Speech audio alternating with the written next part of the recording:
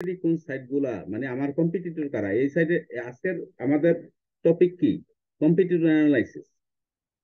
তাইলে আমি যদি এই ওয়েবসাইট ডেভেলপমেন্ট কিওয়ার্ডে র্যাঙ্ক করতে চাই, তাইলে আমি জানলাম নাম্বার অফ ব্যাকলিঙ্ক কত, 202টা ব্যাকলিঙ্ক জেনারেট করতে। এই যে বিএল ব্যাকলিঙ্ক রিকোয়ারমেন্ট কয়টা? 202টা। কেমন? তারপরে আসেন আমরা আমাদের কম্পিটিটর কারা। এই ওয়েবসাইট ডেভেলপমেন্টে আমাদের কম্পিটিটর হচ্ছে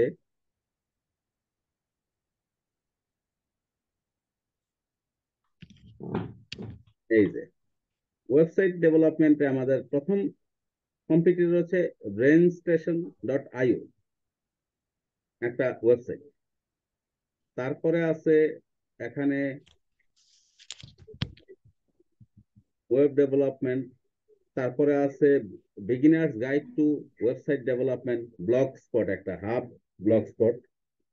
তারপরে আছে আমার ওয়েব ডেভেলপমেন্ট উইকিপিডিয়া, যেটা আছে উইকিপিডিয়া র্যাঙ্ক করে আছে। 5 নম্বরে আছে আমার, 6 নম্বরে আছে www.w3schools.com। তারপরে আছে 7 নম্বরে আছে gigs4gigs.org, একটা ওয়েবসাইট। তারপরে 8 নম্বরে আছে upwork.com। upwork.com এ একটা একটা প্রোফাইল। তা আমরা এই সাইটগুলোতে যাওয়ার চেষ্টা করি। কেমন? এই সাইটগুলো হচ্ছে গুগলে বাংলাদেশে ওয়েবসাইট ডেভেলপমেন্ট এই কিওয়ার্ডে টপ 10 র্যাঙ্কিং দখল করে আছে। এবং তাদের প্রত্যেকের প্রোফাইল যদি আমি জানতে চাই, এই যে তার, এটার হচ্ছে ব্রেনস্টেশন.io, তার ডিআর কত? 80। তারপরে সে 143টা ব্যাকলিঙ্ক অলরেডি জেনারেট করে রেখেছে। তারপরে ডোমেইন অথরিটিও খুব বেশি, 94টা। ট্রাফিক পার ডে অনেক বেশি, 478। এবং সে 50টা কিওয়ার্ডে তার র্যাঙ্কিং করে আছে।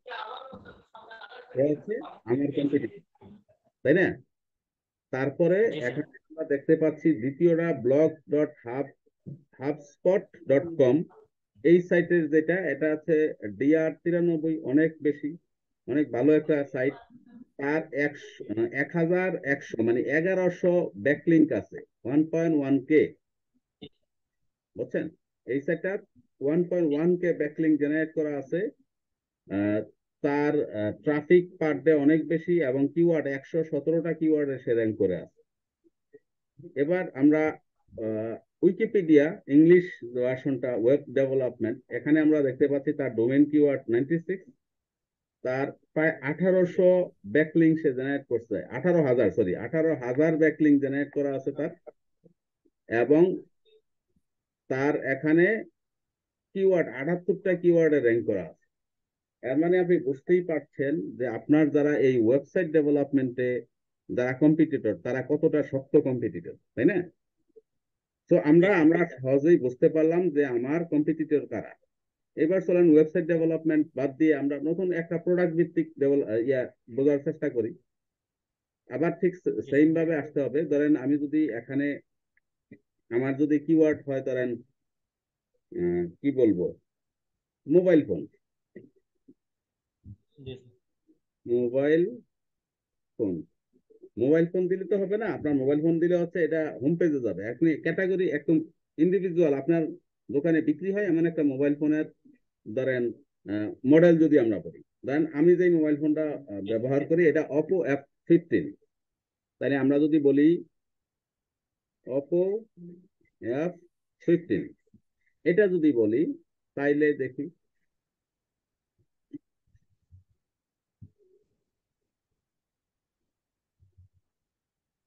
এখানে দেখেন Oppo F15 কিওয়ার্ডটা খুবই সহজ। মানে Oppo F15 তো একটা কোম্পানির একটা নির্দিষ্ট মডেলের মোবাইল ফোন, তাই না? Product specific keyword. তো যার জন্য এটাতে কিওয়ার্ড ডিফিকাল্টি হচ্ছে মাত্র 7। তারপরে সে আমাকে বললো যে তুমি 8টা ব্যাকলিঙ্ক জেনারেট করতে পারলে, 8টা ব্যাকলিঙ্ক জেনারেট করা সহজ না কঠিন? এখানে বলা হয়েছে যে তুমি মাত্র 8টা কিওয়ার্ড, 8টা ব্যাকলিঙ্ক জেনারেট করলেই তুমি গুগলে 1 থেকে 10-এর মধ্যে চলে আসবে। তো আমার প্রশ্ন হচ্ছে এই 8টা ব্যাকলিং জেনারেট করা সহজ না কঠিন? স্যার সহজ এটা। সহজ, কারণ আগেরটায় কতগুলা দেখছি আমরা, 220টা কিওয়ার্ড মানে ব্যাকলিং দুইশো জেনারেট বিশ করতে হতো। হ্যাঁ। সো এর মানে হচ্ছে অপো F15 এটা একটা প্রোডাক্ট স্পেসিফিক কিওয়ার্ড। এই কিওয়ার্ডটা বাংলাদেশে র্যাঙ্ক করতে হলে খুবই সহজ।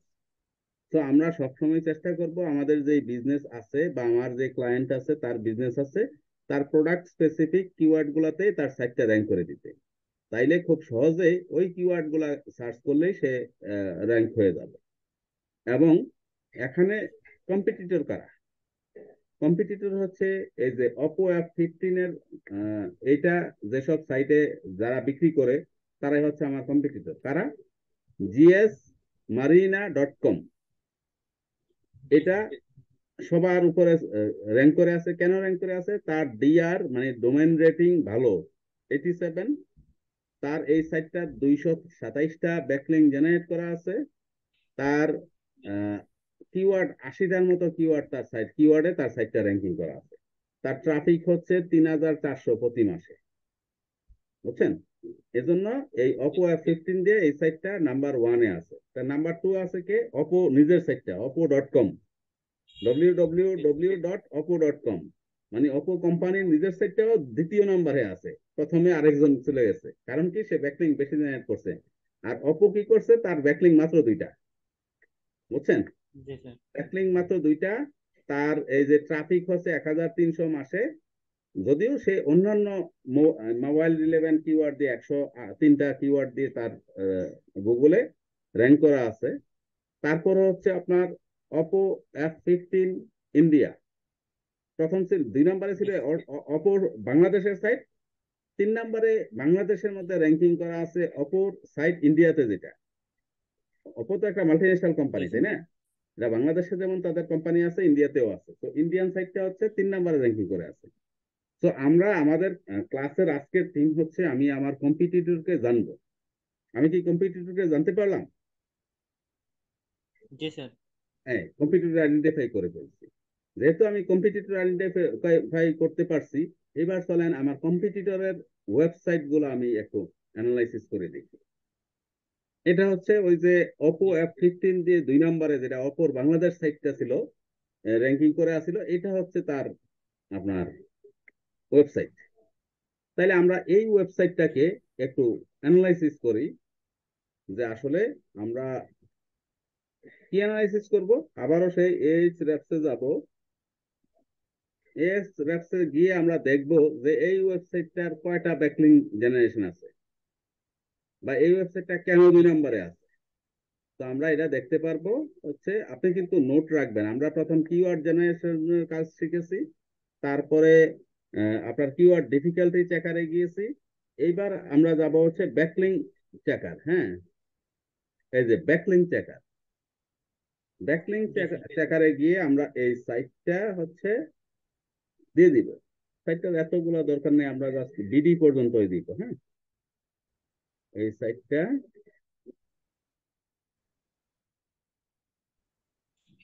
এই যে .com.bd এই পর্যন্ত দিব। Exact URL check backlinks.